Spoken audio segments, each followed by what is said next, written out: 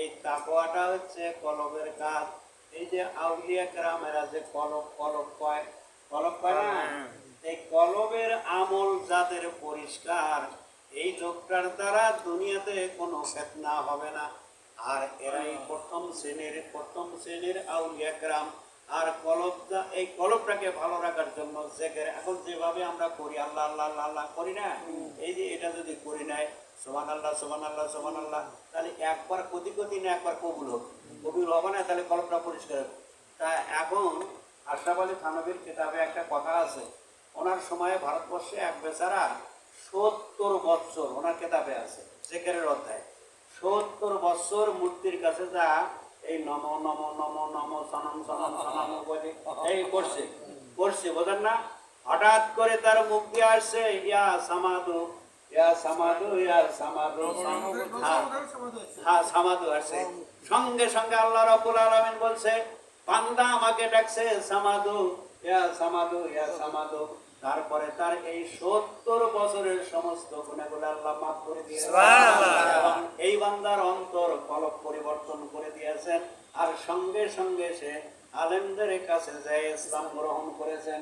এবং তার মৃত্যু যখন হয়ে যায়, ওই সময় কয়েকজন আশরাফ আলী থানভী গল্পটা করছেন, কয়েকজন আলেমের স্বপ্নে দেখছেন আল্লাহ রাব্বুল আলামিন তাকে জান্নাত দিয়ে দিয়েছেন, জান্নাত দিয়ে দিয়েছেন।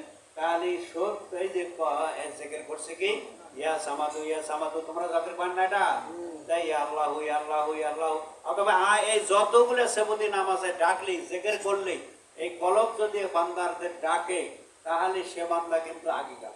আর যতক্ষণ ডাকে না ততক্ষণ এই যে কোরআন হাদিস যত পড়ুক কাম কিন্তু হবে, কিন্তু সামান্য হবে না, এই কথা নয়, সামান্য আর পুরোটা হবে কখন, কলব যখন ডাকি ফেলা। আপনি হাঁটি যাচ্ছেন না, এটি জিকির করতেছেন, আপনার জবান কিন্তু বন্ধ, আপনি শুনতেছেন আর যাচ্ছেন, মুখটা কিন্তু বন্ধ, তাহলে কিন্তু আপনি বুঝতে পারবেন আমার কলবটা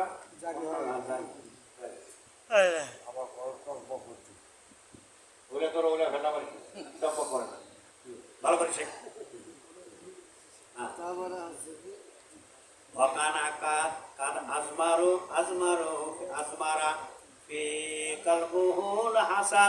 কারণ সে গোপনে কলবের মধ্যে হিংসা লুকায় রেখেছিল।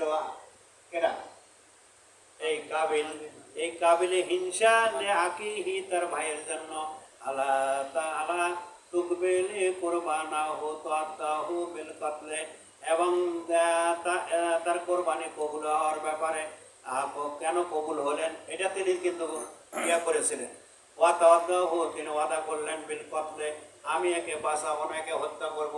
এই যে অন্তরের মধ্যে দৃঢ় প্রত্যয় নিয়ে নিলেন, প্রতিজ্ঞা নিয়ে গেলেন।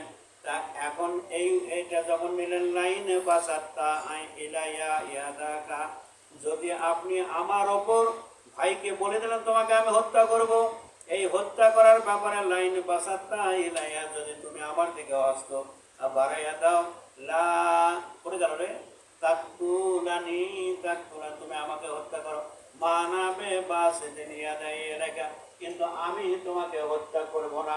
একই ভাই না, তুমি আমাকে হত্যা করার জন্য হস্ত বিস্তার করো, কিন্তু আমি আমার হস্ত বিস্তার করব না।